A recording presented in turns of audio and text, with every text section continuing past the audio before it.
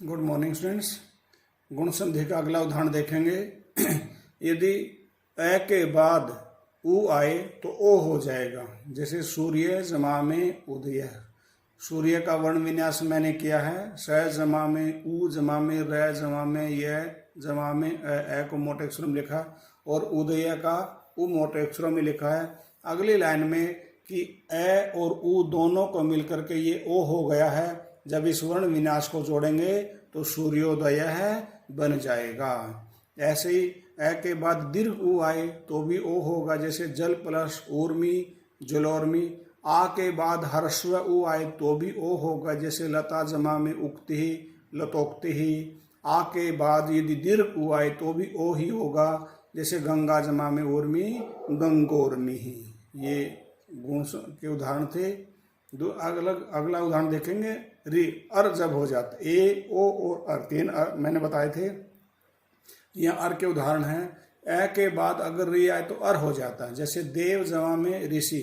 यहाँ देव का वर्ण विन्यास देखेंगे। द जमा में ए जमा में व जमा में ए को मैंने मोटे अक्षर में लिखा है। ऐसे ऋषि का री जमा में श जमा में ई जमा में विसर्ग है। और यहाँ ए और री इन दोनों को मिल करके क्या हो गया है, अर गुण यहाँ पर हो गया है। अगर इसको जब आप जोड़ेंगे तो देवर्षि बन जाएगा। ऐसे ही आ के बाद री आए तो भी अर होगा। जैसे वर्षा जमा में ऋतु हो। आप देखेंगे वर्षा में व जमा में ए जमा में र जमा में स जमा में आ गया और ऋतु का आ गया री। इन दोनों को मिल करके अर गुण हो गया है। तो जोड़ करके हम लिखेंगे वर्ष ऋतु बन जाएगा। ये गुण संधि का उदाहरण है। आगे आप देखेंगे वृद्धि संधि। वृद्धि संधि में ऐ और औ ये दो वर्ण हमने बनाने हैं। कैसे बनेंगे? ए के बाद ए आए तो ऐ हो जाएगा। जैसे अद्य जमा में एव। वर्ण विन्यास मैंने देख करके दिखाया हुआ है, आप देखेंगे इसको तो बन जाएगा अद्य जमा में एव। अद्य के द्य में ए और एव का ए दोनों को मिल करके ये बन गया है ऐ। इसको जोड़ करके लिखेंगे तो बन जाएगा अद्यैव। ऐसे आ के बाद ए आए तो भी ऐ। जैसे बाला जमा में ए का बालय का। अ के बाद ऐ आएगा तो भी ऐ होगा। जैसे मत जमा में एक्यम मत एक्यम। आ के बाद ऐ आएगा तो भी ऐ बनेगा। जैसे रमा जमा में एक्यम रमई क्यम। अगला उदाहरण देखेंगे औ का। अ के बाद ओ आए तो भी औ होगा। जैसे जल जमा में ओघ है। जल का वर्ण विन्यास किया। ज जमा में अ जमा में ल जमा में अ वो आगे ओघ का ओ। अ के बाद या अ के बाद ओ आ गया तो क्या बन गया? दोनों को मिलकर के ये औ बन गया है। तो जोड़ेंगे जब इसका वर्ण विन्यास को हम जोड़ेंगे तो बन जाएगा जलौघ है।